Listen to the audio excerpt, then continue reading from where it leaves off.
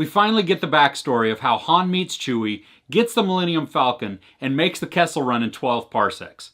It's a really fun ride. Cue the music. Oh,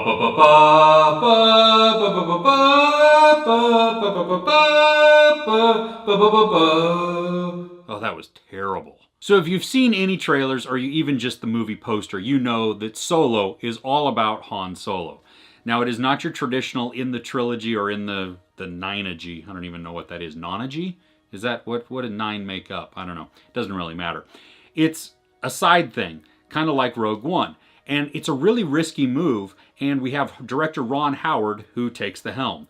And you know what? Honestly, I think he does a pretty good job. Overall, Solo is a fun ride. Alden Ehrenreich, now I'm only going to say his name once because that's really hard to pronounce. I'm just going to call him Solo from here on out. He plays the title role of Solo. The first 15 minutes or so of the film, I wasn't sold on his performance. I was kind of like, I don't know. I don't know if I'm clicking with him. I don't know if I'm liking him.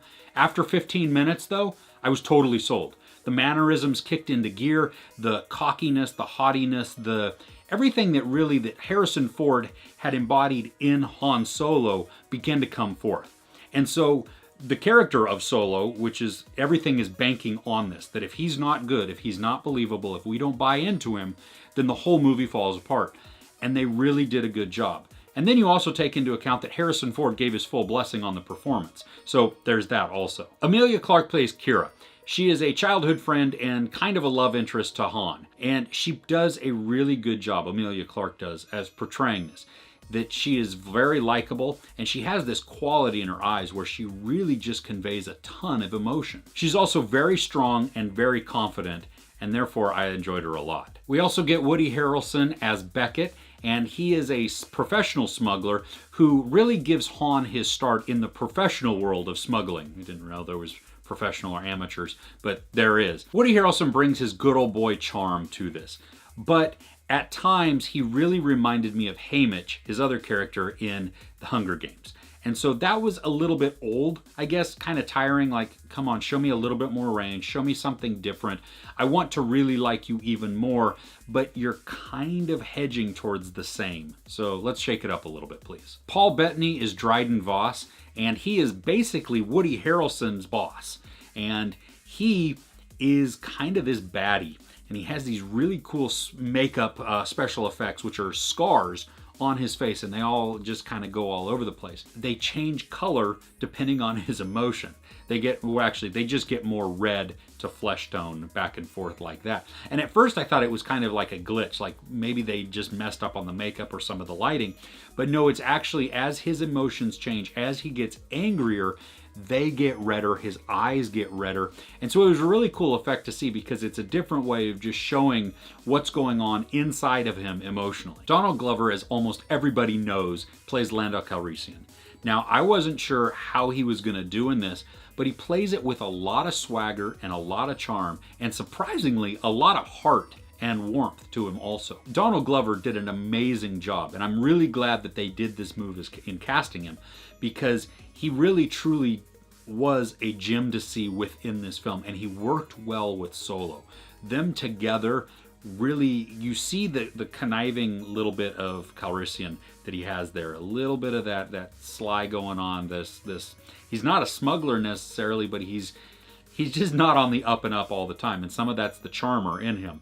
And you get to really see that, and Donald Glover portrays him really well throughout this. The story overall is a decent one, and I felt it was a lot of fun to watch. Now sure, there are some story holes or some plot points which I felt were weaker.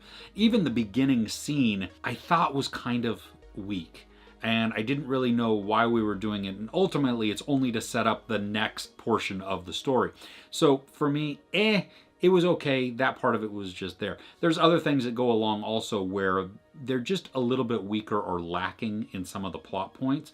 But overall, I'm willing to overlook that because most of the film is so much fun to watch. There's some really good humor in it, as well as some conflict, which leads to some tension. So that's good. So it's not just this flat movie, and it's not just all kind of laughs and then kind of not. There's also some, oof, what's going to happen? I feel a little bit conflicted. I'm feeling some tension here, which is a good thing. I want it to be a little bit dramatic in this because, hey, guess what? I want to be invested in it.